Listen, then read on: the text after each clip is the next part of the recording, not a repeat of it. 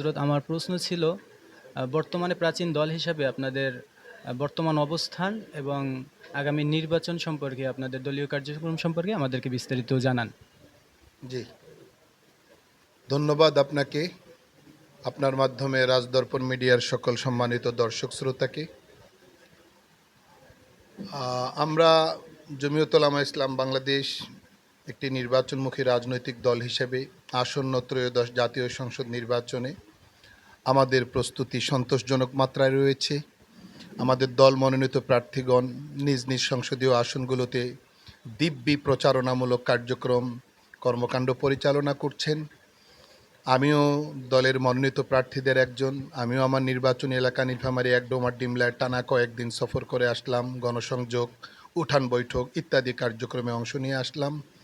তো আলহামদুলিল্লাহ, আল্লাহ পাকের শুকর, আমরা মনে করছি যে আমরা একটা ভালো ফলাফলের দিকে অগ্রসর হতে যাচ্ছি ইনশাআল্লাহ।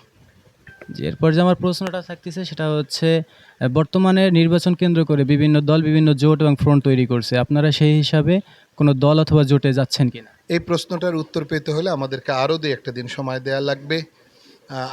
আপনাকে অপেক্ষা করতে হবে, আমাদেরকে অপেক্ষা করতে হবে। ধন্যবাদ। জি, এরপরে যে আমার প্রশ্নটা, আপনি কারা নির্যাতিত একজন আলেম হিসাবে আপনি বর্তমান যে সিচুয়েশন, জনগণ এবং আলেমদেরকে কি বলতে চাচ্ছেন?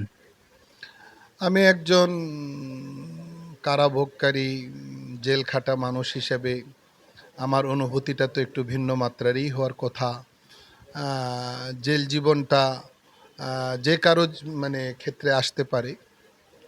এটাকে সহনশীলতার সাথে, ধৈর্যের সাথে এই পরিস্থিতিটা মোকাবেলা করা উচিত। এবং জেল কেন আসে, জেল জীবনের পরিস্থিতিটা কেন তৈরি হয়, কারণগুলো বিশ্লেষণ করা উচিত। এবং মানব জীবনে ঘাত ও প্রতিঘাত, চড়াই উতরাই, বাধা প্রতিবন্ধকতা, এগুলো মানব জীবনের নিত্যসঙ্গী। পার্টিকুলারলি আমরা যারা ইসলামী রাজনীতি করছি, পলিটিক্স করছি, ইসলামী পলিটিক্স, আমাদের জন্য এই বিষয়গুলো আরও বেশি মাথায় রাখা আমি মনে করি দরকার। সর্বক্ষেত্রে আমাদেরকে দৃঢ়তার স্বাক্ষর রাখতে হবে এবং সেই দৃঢ়তার জন্য পর্বতসম দৃঢ়তা হয়। অর্থাৎ আমরা যেন বিচলিত না হই, হোপলেস না হই, হেজিটেশনের শিকার না হই।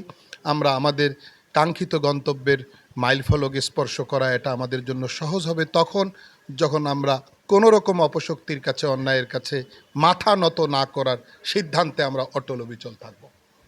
আজকের যেহেতু নির্বাচনের তফসিল ঘোষণা হয়েছে, এই বিষয়ে আপনি জনসাধারণ সম্পর্কে? আমরা নির্বাচন কমিশনের এই তফসিলকে আমরা স্বাগত জানাচ্ছি। আশা করছি বহুল কাঙ্ক্ষিত একটি নির্বাচন আগামীতে ঘোষিত টাইমলাইন অনুযায়ী, তফসিল অনুযায়ী 12 ফেব্রুয়ারি উৎসব মুখর পরিবেশে অনুষ্ঠিত হতে যাচ্ছে।